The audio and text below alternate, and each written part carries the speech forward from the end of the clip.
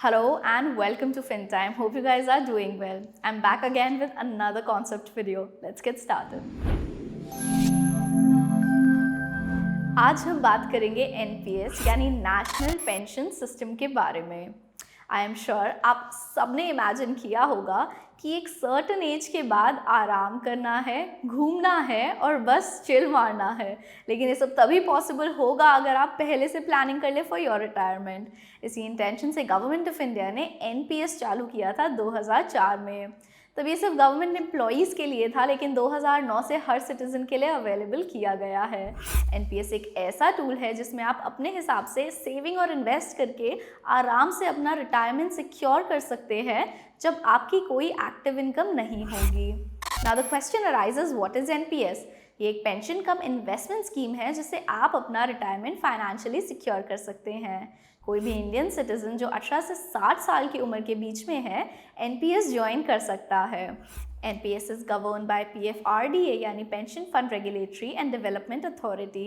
ये pension funds को develop और रेगुलेट करती है। इसके अलावा NPS में पेंशन फंड मैनेजर का एक इम्पॉर्टेंट रोल है। आपका इन्वेस्ट किया हुआ पैसा ये गवर्नमेंट अप्रूव्ड मैनेजर्स मैनेज करेंगे। Currently 7 fund managers government approved हैं जिनकी सारी डिटेल्स जैसे कि portfolio, returns, number of subscribers etcetera आप इन्वेस्ट करने से पहले NPS की वेबसाइट पे चेक कर सकते हैं। These are Aditya Birla Sun Life pension management limited, HDFC pension management company limited, ICICI prudential pension fund management company limited, Kotak Mahindra pension fund limited, LIC pension fund limited, SBI pension funds private limited and UTI retirement solutions limited. आप अपना pension fund manager एक financial year में maximum एक बार ही change कर सकते हैं। Now let's move on to who can open N NPS account. NPS में 2 सेक्टर्स होते हैं, नेमली गवर्नमेंट एंड प्राइवेट या non government sector. Government sector 1 जनवरी 2004 से चालू हुआ था, जिसमें सेंट्रल और स्टेट गवर्नमेंट के सारे एम्प्लॉयज़ एनरोल कर सकते हैं और जिसमें एम्प्लॉई और एम्प्लॉयर दोनों मंथली एक अमाउंट कंट्रीब्यूट करते हैं। प्राइवेट सेक्टर में प्रोविडेंट फंड की तरह ही एम्प्लॉयज़ अपना एम्प्लॉयर यानी कॉरपोरेट्स और कंपनीज़ के थ्रू एनरोल कर सकते हैं और एम्प्लॉई एंड एम्प्लॉयर दोनों ही कंट्रीब्यूट कर सकते हैं। जो सिटीजन इन दोनों सेक्टर में कवर नहीं होते, for example self employed people, वो इंडिविजुअली अपना एक NPS अकाउंट खोल सकते हैं। Now the question arises, where is the money invested? NPS के थ्रू आप अपने पैसे 4 एसेट क्लासेस में इन्वेस्ट कर सकते हैं। इक्विटी, ये एक high return high risk fund है जो इक्विटी मार्केट में इन्वेस्ट करता है। कॉर्पोरेट डेट, ये medium return medium risk fund है जो फिक्स्ड इनकम इंस्ट्रूमेंट्स में इन्वेस्ट करता है। गवर्नमेंट सिक्योरिटीज़, ये लो रिटर्न लो रिस्क फंड है जो सिर्फ गवर्नमेंट सिक्योरिटीज़ में इन्वेस्ट करता है। ऑल्टरनेट इन्वेस्टमेंट, ये एसेट क्लास में REIT और InvITs जैसे इंस्ट्रूमेंट्स में इन्वेस्टमेंट करता है। इन इन्वेस्टमेंट्स का रिस्क भी काफ़ी हाई होता है। हमने ये तो देख लिया कि पैसा किधर इन्वेस्ट होगा। अब देखते हैं कि ये कैसे डिसाइड करें कि कौन से एसेट क्लास में कितना इन्वेस्ट करें। NPS आपको 2 ऑप्शन देता है on how to allocate your fund, active और ऑटो चॉइस। एक्टिव चॉइस में आप अपने रिस्क एपेटाइट यानी आपके रिस्क लेने की क्षमता के हिसाब से आपका खुद का पोर्टफोलियो बना सकते हैं। आप उन 4 एसेट क्लासेस में अपने इन्वेस्टमेंट को एलोकेट करना है एंड अगर आप एसेट एलोकेशन का हेडेक नहीं लेना चाहते तो आप एक ऑटोमेटिक एलोकेशन भी चूज़ कर सकते हैं। ये आपकी एज और रिस्क एपेटाइट के हिसाब से सेलेक्ट होगा। आपके पास 3 ऑप्शंस हैं, namely aggressive, moderate and conservative. Aggressive option उन लोगों के लिए है जिनमें हाई रिस्क लेने की क्षमता है, एज यहाँ इक्विटी का प्रोपोर्शन हाई होगा। मॉडरेट ऑप्शन में आपका रिस्क मीडियम होगा और कंजर्वेटिव में आपका रिस्क लो होगा, यानी ज़्यादा investment government securities asset class में होगा। नाउ लेट्स अंडरस्टैंड कि आप इसमें से फंड्स विड्रॉ कैसे कर सकते हैं। एज वी नो, ये एक रिटायरमेंट प्लानिंग स्कीम है, सो विड्रॉल मोस्ट केसेस में आप रिटायरमेंट पे ही करेंगे। NPS के रूल्स के हिसाब से विड्रॉल 2 तरीके से कर सकते हैं। 1 अपॉन सुपर एनुएशन यानी 60 साल की उम्र में। NPS के रूल्स के हिसाब से आपको जमा किए हुए अमाउंट में से मिनिमम 40% एक एनुइटी प्रोवाइडर को देना है टू परचेज एनुइटी, और ये एनुइटी प्रोवाइडर आपको हर महीने रेगुलर पेंशन प्रोवाइड करेंगे। दिस इज़ बिकॉज NPS का मोटिव ये है कि रिटायरमेंट होने के बाद आपके पास एक रेगुलर सोर्स ऑफ इनकम हो। इसके अलावा बाकी का अमाउंट यानी मैक्सिमम 60% आप विड्रॉ कर सकते हैं 60 साल की उम्र में। एनपीएस सब्सक्राइबर की डेथ होने पे नॉमिनी या लीगल हेयर 100% अमाउंट विड्रॉ कर सकते हैं। 2. पार्शियल विड्रॉवल, जो 60 की उम्र से पहले पॉसिबल है। कुछ स्पेशल खर्चे जैसे बीमारी, बच्चों का एजुकेशन, शादी या घर खरीदने के लिए आप पार्शियल विड्रॉल कर सकते हैं, पर आप मैक्सिमम 25% ही विड्रॉ कर सकते हैं। Now one of the main reasons जिसकी वजह से लोग एनपीएस चूज़ करते हैं are the tax benefits. NPS में इन्वेस्ट करने से आपको ये सब टैक्स रिलेटेड बेनिफिट्स मिलेंगे। अगर आप एक इंडिविजुअल हैं तो आप 2 लाख तक का टैक्स डिडक्शन एंजॉय कर सकते हैं। आइए समझते हैं कैसे। अंडर सेक्शन 80C आप 1.5 लाख का डिडक्शन क्लेम कर सकते हैं, बट उसके साथ ही साथ आप 50,000 का एडिशनल डिडक्शन क्लेम कर सकते हैं under section 80CCD 1B। If you are employed in the corporate sector under section 80CCD 2, आप एम्प्लॉयर का एनपीएस कॉन्ट्रीब्यूशन भी अपनी टैक्सेबल इनकम से डिडक्ट कर सकते हैं। इसके लिए the limit is 10% of salary which is basic plus DNS allowance.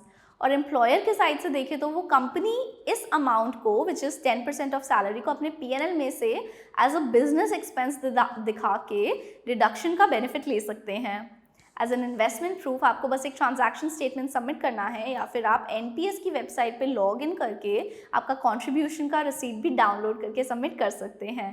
But there are other tax benefits beside section 80CCD as well. One is annuity purchase. जब आप आपका कॉर्पस यानी जमा किया हुआ अमाउंट यूज़ करते हैं to purchase an annuity, then that full amount will be exempt from tax. And 2, lump sum withdrawal. जब आप 60 ईयर्स के हो जाएंगे और लम सम विड्रॉ करेंगे तब up to 40% of the total corpus will be exempt from tax. चलिए इसे एग्जाम्पल के साथ समझते हैं। अगर 60 साल की उम्र में आपका कॉर्पस 10 लाख है तो उसका 40% है 4 लाख। सो आप ये 4 लाख विड्रॉ कर सकते हैं on the spot without paying any tax. और बाकी का 60% यानी 6 लाख का अगर आप एनुइटी परचेज करते हैं तो एट दैट टाइम आपको कोई टैक्स नहीं भरना होगा। बस जब आपको उसके बाद रेगुलर एनुइटी आना चालू होगी उस पे टैक्स भरना है। ये तो है एनपीएस के basic concepts, but I am sure आपको कुछ डाउट्स होंगे, तो let me help you with some further information. Can you open a joint account with your spouse or child? The answer is no. As per NPS rules, आप सिर्फ individual account open कर सकते हैं। Can NRIs open an NPS account? NRIs भी एक NPS account खोल सकते हैं, लेकिन उन्हें RBI और FEMA के रूल्स फॉलो करने होंगे। हालांकि OCI और PIO कार्ड होल्डर्स और HUFs NPS अकाउंट नहीं खोल सकते। What are the different types of NPS accounts? ये आपको 2 अकाउंट मिल सकते हैं, Tier 1 और Tier 2 अकाउंट्स। अब तक हमने जो फीचर्स बताए वो सब एक Tier 1 अकाउंट के थे। Tier 1 एक मैंडेटरी रिटायरमेंट अकाउंट है। इसके साथ साथ आप एक Tier 2 अकाउंट भी खोल सकते हैं। ये एक वॉलंटरी सेविंग अकाउंट है, हालांकि ये ऑप्शन सिर्फ रेजिडेंट इंडियंस के लिए अवेलेबल है। This account has no additional account charges. इससे अमाउंट कभी भी विड्रॉ या Tier 1 में ट्रांसफर कर सकते हैं।